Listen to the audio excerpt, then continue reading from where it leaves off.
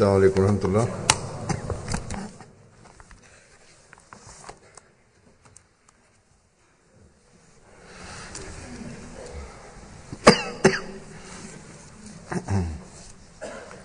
अशहदु अल्ला इलाहा इल्लल्लाह वहदहु ला शरीका लहु वअशहदु अन्ना मुहम्मदन अब्दुहु व रसूलुहु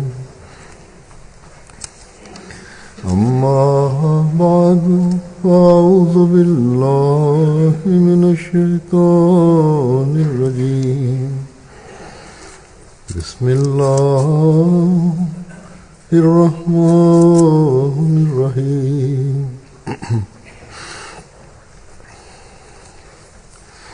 अल्हम्दुलिल्लाहि रब्बिल आलमीन अर्रहमानिर रहीम मालिकि यौमिद्दीन इय्याका नअबुदु व इय्याका नस्तईन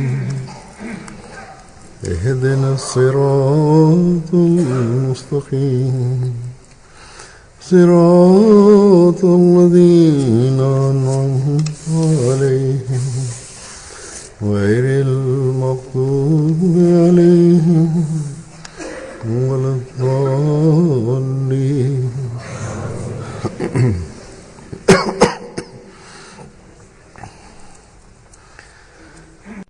Bizga ma'lum ki 20 jamoatda Muslihe Maud haqidagi bashorat kuni sifatida nishonlanadi. Bu o'ta ulkan bashorat bo'lib, unda Hazrat Masihe Maud alayhissalomga ko'p fazilatlarga ega bo'lgan o'g'il farzandning tug'ilishi haqida xabar berilgan.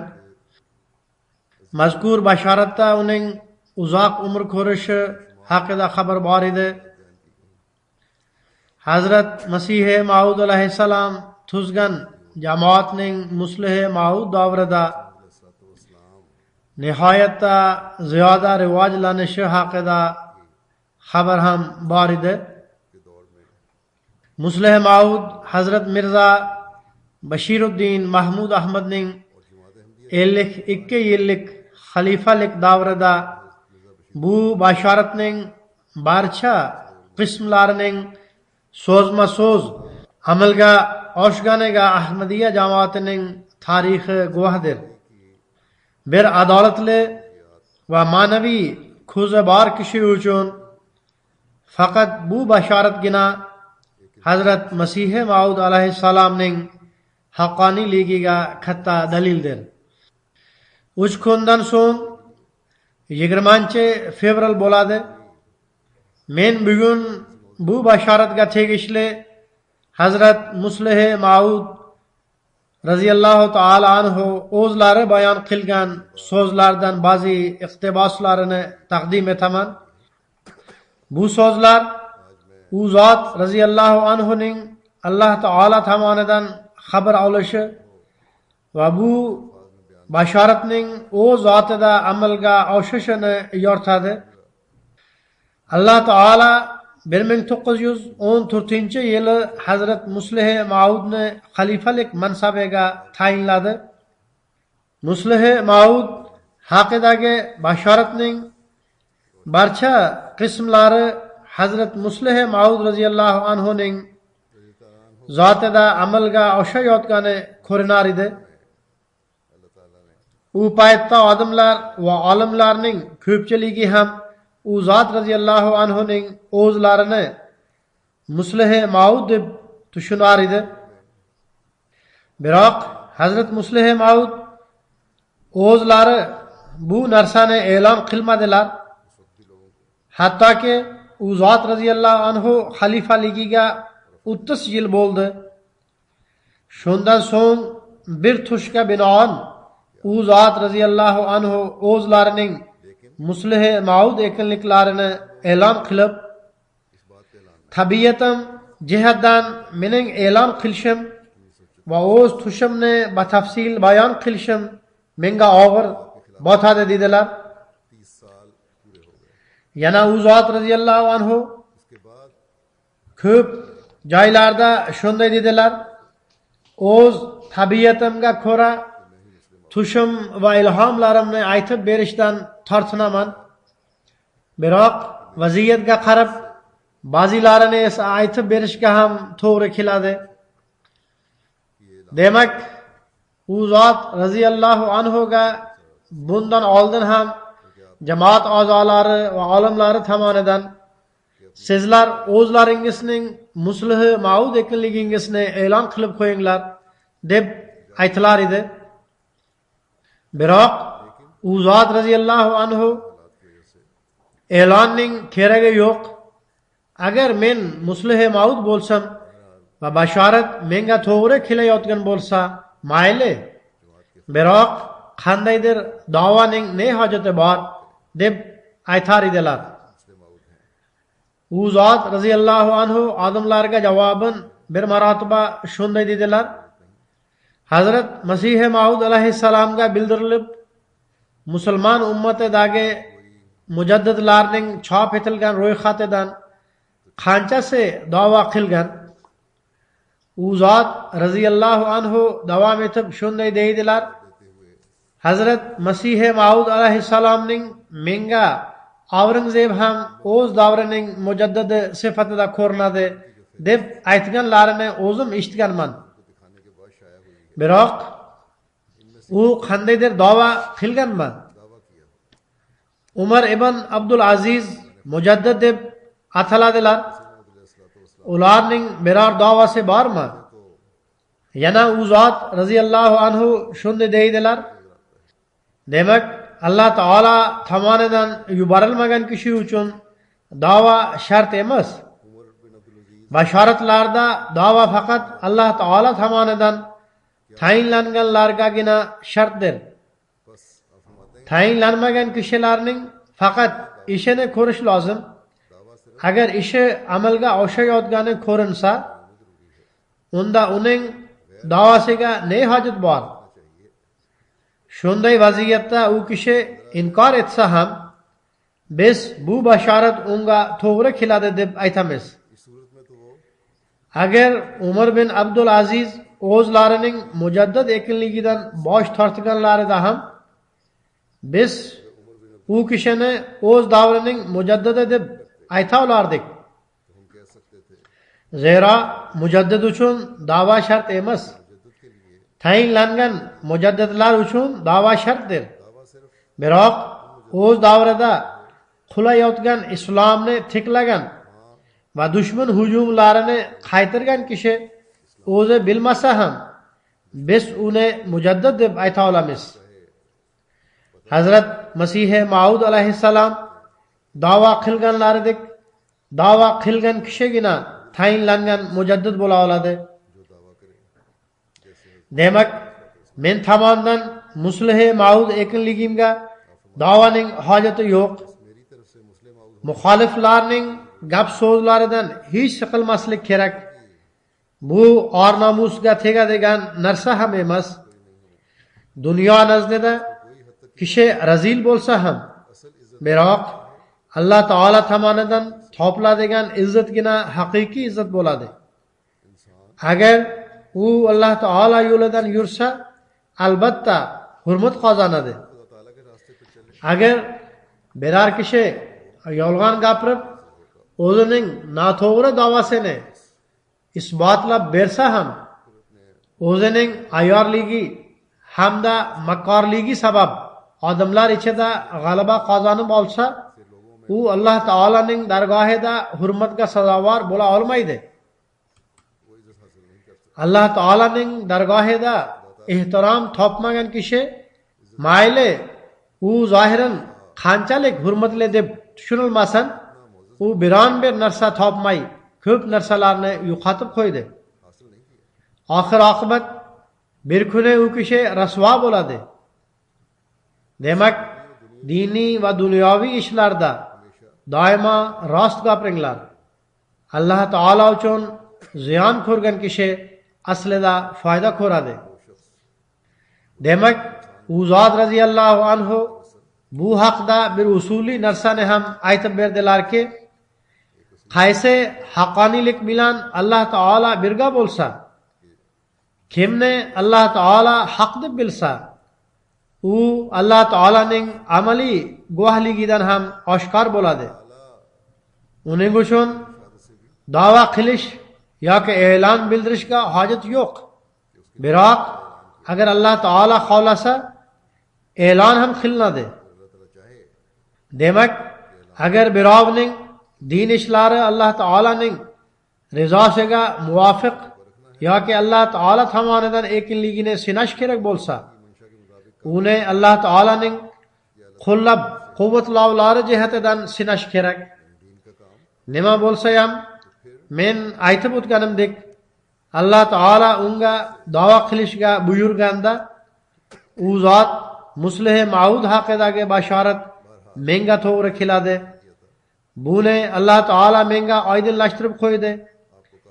Endi men buni e'lon ham qilaman deb e'lon qilib qo'ydilar. Bu e'lonlari bilan jamoat a'zolari quvondilar. Lahoriylar, ya'ni bayat qilmaganlar esa e'tiroz bildira boshladilar. Qisqasi, u zot radhiyallohu anhu 1945-yildagi jalsa salonaning 27-dekabr kunidagi xitobida buni zikr qilib, Mavlavi Muhammad Ali sohibning bayonotiga iqtibosan shunday dedilar: Men Muslih Maud ekinligimni e'lon qilganimdan beri Mavlavi Muhammad Ali sohib, Mavlavi Sanoulloh sohibga o'xshab e'tiroz bildira boshladilar. Men tush yoki ilhomni aytib berib, Alloh taolaning farmoniga binoan e'lon qilaman. Biroq Mavlavi Muhammad Ali sohib menga qarshi o'z tushi yoki ilhomini taqdim etmaydilar va u kishi taqdim eta olmaydilar ham. Zero u kishi barcha kuch-quvvatni yig'ib 30 yillik eski bir ilhomini taqdim eta oldilar. Biroq u ham voqea hodisalar jihatidan noto'g'ri chiqdi. Demak, ilhom bo'lmagan bo'lsa, ilhomni qanday taqdim eta oladilar? Endi e'tirozlardan bo'lak u kishida hech narsa yo'q. Agar ular e'tiroz ham bildirmasalar, unda qanday birlasha oladilar? Hazrat Ibrohim alayhissalom, Hazrat Musa alayhissalom va Hazrat Iso alayhissalomning dushmanlari ilhom nozil bo'lishini inkor eta olmasdilar. Zero ulardan oldingi payg'ambarlarga ilhom nozil bo'lar edi va ular bu narsani tan olar edilar. Shuning uchun bu payg'ambarlarni inkor etganlar ilhomning nozil bo'lishidan voz kecha olmas edilar. Ular o'zlarining gapini to'g'ri deb isbotlash va payg'ambarlar bilan bellashish uchun ularning ilhomlari to'qib chiqarilgan deb aytar edilar.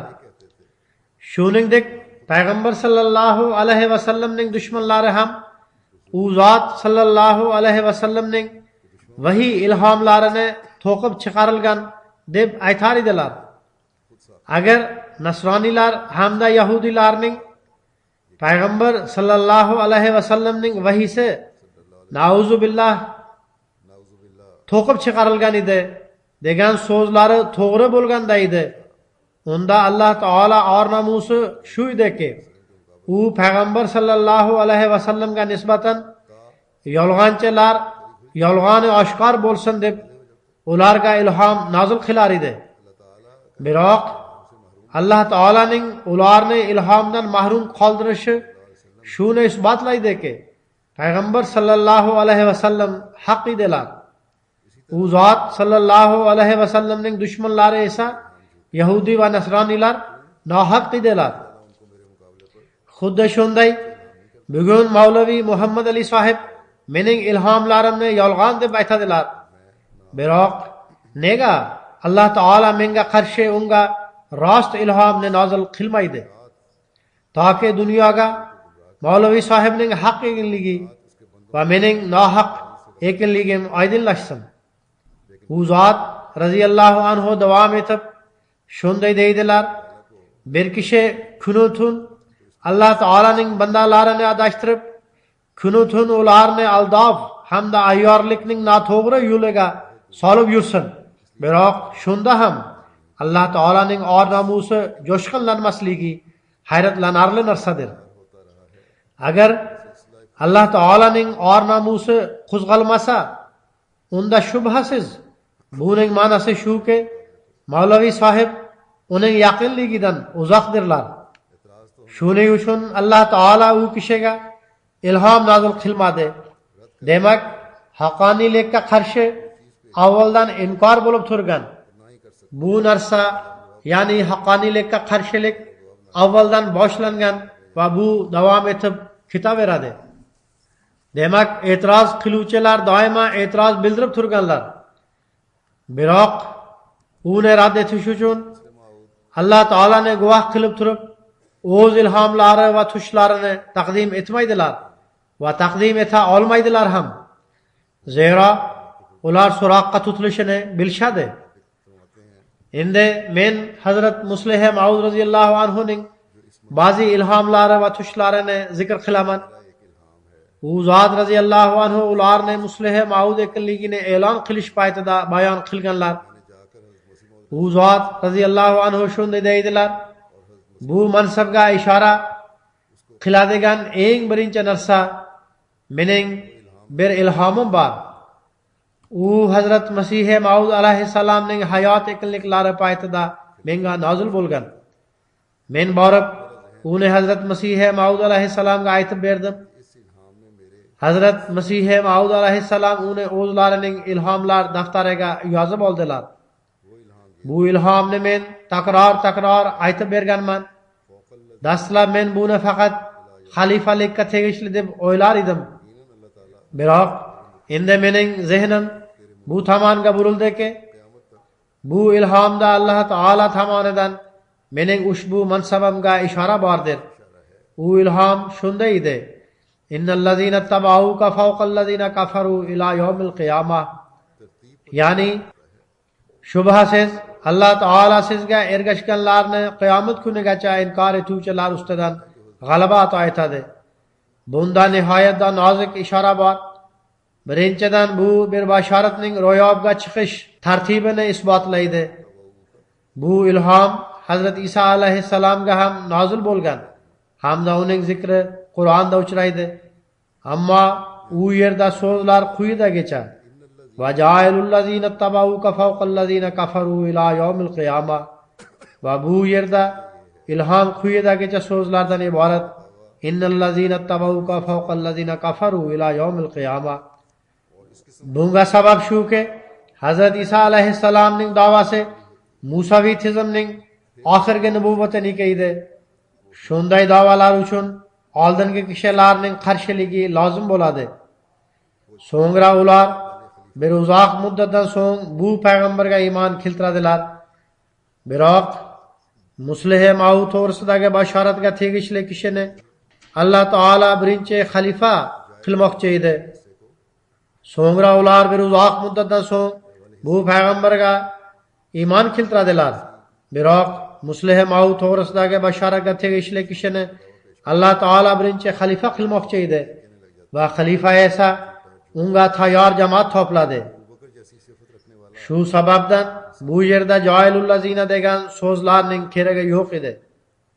Hazrat Isa alayhissalom mansabidagi kishi o'z da'vosini odamlar oldida taqdim etganda, odamlar eshitishi bilanoq yolg'onchi deb ayta boshlaydilar. Hazrat Abu Bakr roziyallohu anhuga o'xshagan fazilatli inson tan olsa, bu boshqa gap. Umuman shunday payg'ambar o'z nubuvvatini e'lon qilganida butun dunyo uni yolg'onchiga chiqaradi. Payg'ambar sallallohu alayhi vasallamning o'zlariga ham avvalo faqat 3 kishi iymon keltirgan edi. Biroq xalifani birinchi kundan boshlab bir jamoat tan oladi. Demak, innallazina tabauka fawqallazina kafaru ila yawmil qiyama deb marhamat qilib Alloh taolo bu narsaga ishora qilib qo'ygan ediki, Alloh taolo sizga bir kuni tayyor jamoatni ato etadi.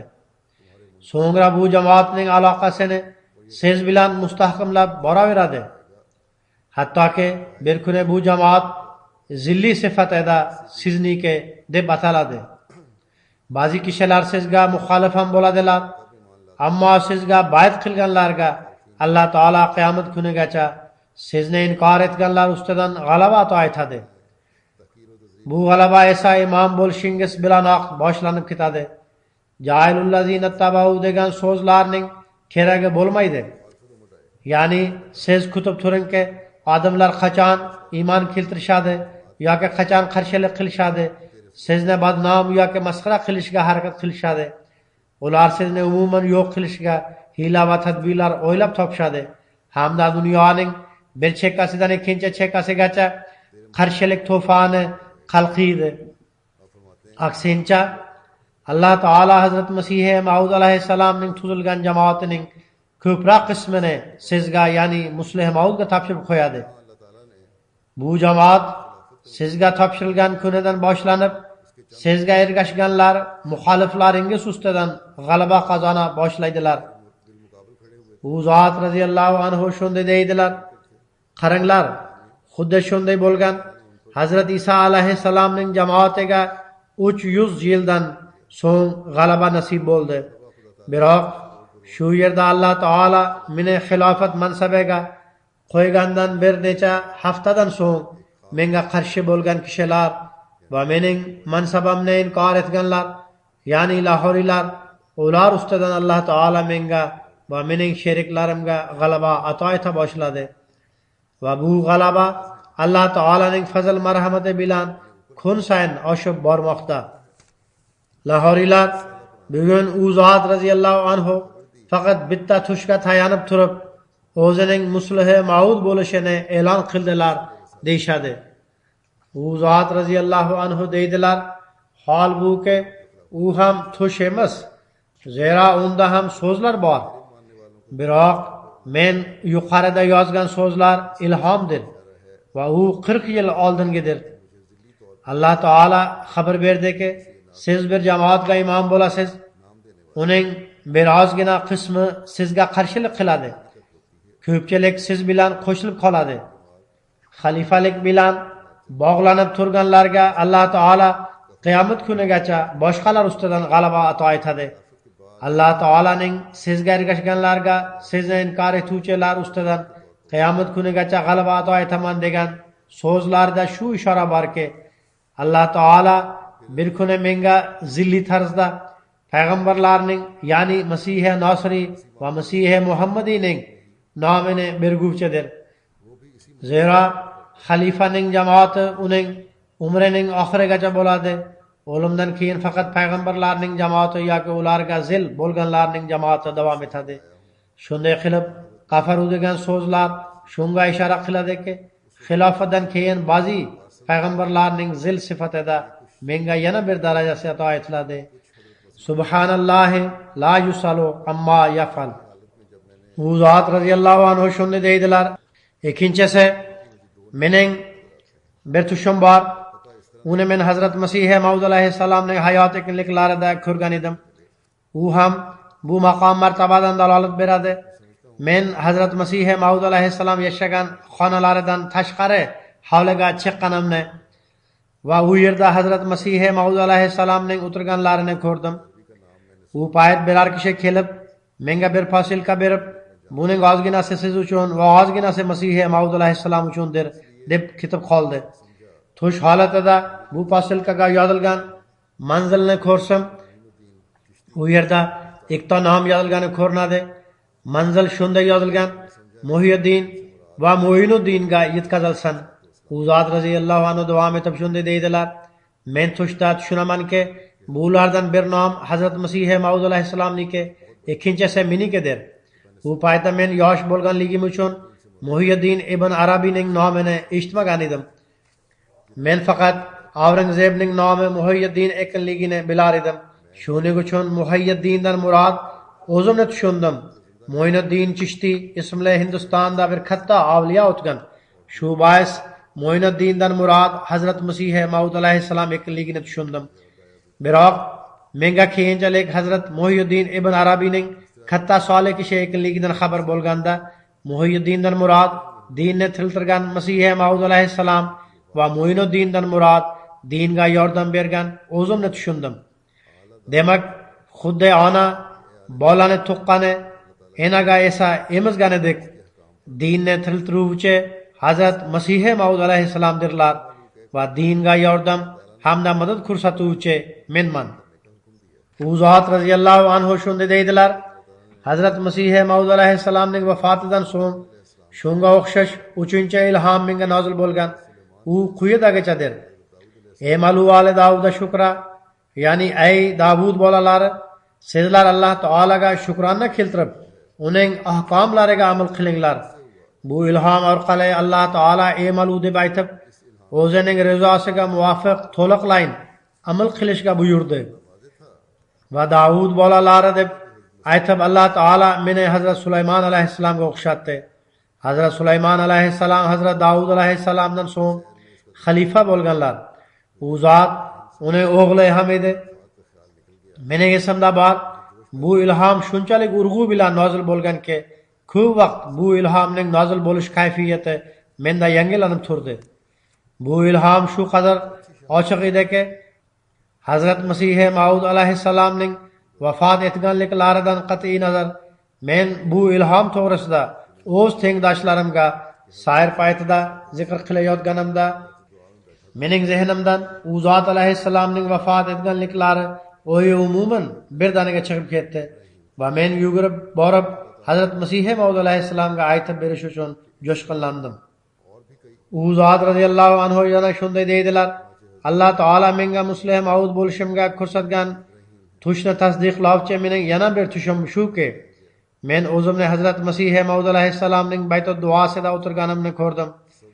Birdaniga menga Hazrat Masih Maud alayhissalomning Ibrohim ekanligi oshkor qilindi. Yana menga bu ummatda ko'pgina Ibrohimlar bo'lib o'tganligi oshkor qilindi. Qisqasi, birinchi xalifa to'g'risida xabar qilindiki, u zot radhiyallohu anhu ham Ibrohimdirlar. Ularning nomi menga Ibrohim Adham deb aytildi. Adham bir podshoh bo'lgan. U podshohlikni tashlab tasavvufga berilib ketgan edi. Demak, menga birinchi xalifaning Ibrohim Adham ekanligi xabar qilindi va menga ham aytib berildiki, siz ham bir Ibrohimsiz. So'ngra u zot radhiyallohu ta'ala anhu 5-guvohlikni zikr qilib shunday deydilar: bu haqda 5-guvohlik Alloh taolo tomonidan menga Hazrat Masih Maud alayhissalomning vafotiga yaqinroq ato etildi.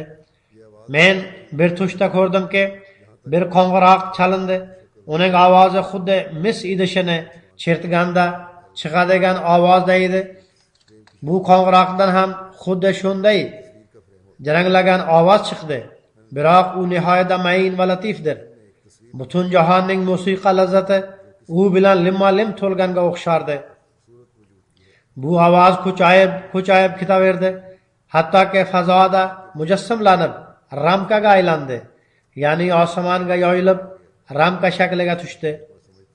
So'ngra men ko'rdimki, bu ramkada nihoyatda chiroyli va go'zal zotning surati zohir bo'ldi. So'ngra bu surat qimirlay boshladi. Biroz vaqt o'tgandan keyin bu ramkadan bir kishi sakrab tushib mening oldimga keldi. Men uni Alloh taolaning farishtasi deb tushunaman. U menga shunday dedi: "Keling, men sizga Fotiha surasidan dars beray." Chunonchi u menga Fotiha surasidan dars beraverdi. Hattoki Iyyaka na'budu va iyyaka nasta'inning tafsirini boshlashda shunday dedi: bugungi kungacha bo'lgan barcha mufassirlar Maliki Yawmiddin gacha tafsir yozganlar. Biroq men sizga undan keyingi tafsirini ham aytib beraman. Chunonchi u to'liq Fotiha surasining tafsirini menga o'rgatdi. Men uyg'onganimda farishta tushda aytib bergan narsalardan ozginasi xotiramda qolgan edi. Biroq men ularni yozmadim. keyinchalik ularni o'zim ham unutib yubordim. Ertalab men o'z tushimni birinchi xalifa radhiyallohu anhuga aytib berib, shunday dedim: farishta menga tushda aytib bergan narsalardan ba'zilari uyg'onganimda esimda bor edi, biroq ertalab turganimda ular mening esimdan chiqib ketdi. Shunda birinchi xalifa radhiyallohu anhu: siz shuncha bilimni zoya qilib qo'ydingiz, ularni yozib olishingiz kerak edi, dedilar. U zot radhiyallohu anhu shunday deydilar: biroq o'sha kundan boshlab bugungi kungacha Alloh taolo menga Fotiha surasidan yangi mazmunlarni tushuntiradi. Chunonchi hozir ham bu tushdan so'ng jamoatning islohi va islomiy tizimining afzalroq ekanligini isbotlash uchun qanaqa dastur zarur ekanligiga e'tibor berganimda Alloh taolo menga Fotiha surasidan nihoyatda ochiq va mukammal dasturni aytib berdi. Bu dasturga amal qilib islom shu qadar rivoylana oladiki, dushman uni ko'rib hayron qoladi va islomiy madaniyatning afzalligini tan olmasdan boshqa iloji qolmaydi. Bu dastur orqali payg'ambar sallallohu alayhi vasallamdan keyin musulmonlar islom tizimi va uning madaniyatiga oid ahkomlarni tushunishda qilgan xatolariga barham beriladi. Buning barchasi Alloh taolo Fotiha surasi orqali menga tushuntirgan. Bu tushning haqiqiy ta'biri shu ediki, mening ichki kuch-quvvatimda Fotiha surasining ilmi xususan va Qur'on ilmi umuman qo'yilgan. U gohi-gohida ichki ilhom orqali kerakligicha zohir bo'lib turadi. U zot radhiyallohu anhu shuni ham bayon qildilarki, jamoatda ixtilof paydo bo'lganda Alloh taolo menga ilhom orqali lanumazzaqannahum deb xabar bergan. Ya'ni biz ularni parcha-parcha qilib yuboramiz. Bu kishilar jamoatni tashlab ketganlarida o'zlarini jamoatning 95% deb aytar edilar. Biroq hozir ularning ahvoli qanaqa? Alloh taolo ularni bu bashoratga muvofiq haqiqatan parcha-parcha qilib yubordi. Chunonchi Xoja Kamoliddin sohib o'z vafotidan oldin shunday deb yozdi: Mirzo Mahmud biz haqimizda chop etgan ilhomi butunlay amalga oshdi. Biz haqiqatan parcha-parcha bo'lib ketdik. U zot radhiyallohu anhu yana shunday deydilar: qisqasi, Alloh taolo ko'p marta o'z g'aybini menga zohir qilib, Muslih Maud Alloh taolo tomonidan madad oladi degan bashoratning haqqoniyligini isbotladi. Bu men orqali zohir bo'lgan Alloh taolaning oyat alomatlaridir. Bashorat ko'proq ezoni talab qiladi. Nima bo'lganda ham kelgusida jamoatlarda bu bashoratga tegishli jalsalar ham o'tkaziladi. MTAda ham dasturlar ko'rsatilmoqda. Jamoat a'zolari bu dasturlarga ko'proq ishtirok etishlari va ularni eshitishlari kerak, toki bu bashorat to'g'risida teranroq bilimga ega bo'lsinlar. Bu bashoratda 55-60 ga yaqin nishonlar bor. Bu bashoratda bayon qilingan xususiyatlar va nishonlar o'zining butun shon shavkati bilan Hazrat Muslih Maud roziyallohu anhu ning zotida amalga oshdi.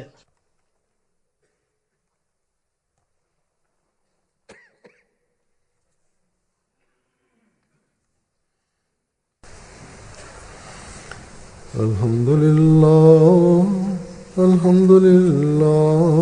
nahmaduhu wa nasta'inuhu wa nastaghfiruhu wa nu'minu bihi wa natawakkalu alayhi wa na'udhu billahi min shururi anfusina wa min sayyiati a'malina. من يهده الله فلا مضل له ومن يضلل فلا هادي له ونشهد أن لا إله إلا الله ونشهد أن محمدا عبده ورسوله. عباد الله رحمكم الله إن الله يأمر بالعدل والإحسان وإيتاء ذي القربى وينهى عن الفحشاء والمنكر والبغي يعظكم لعلكم تذكرون اذكروا الله يذكركم وادعوه يستجب لكم ولذكر الله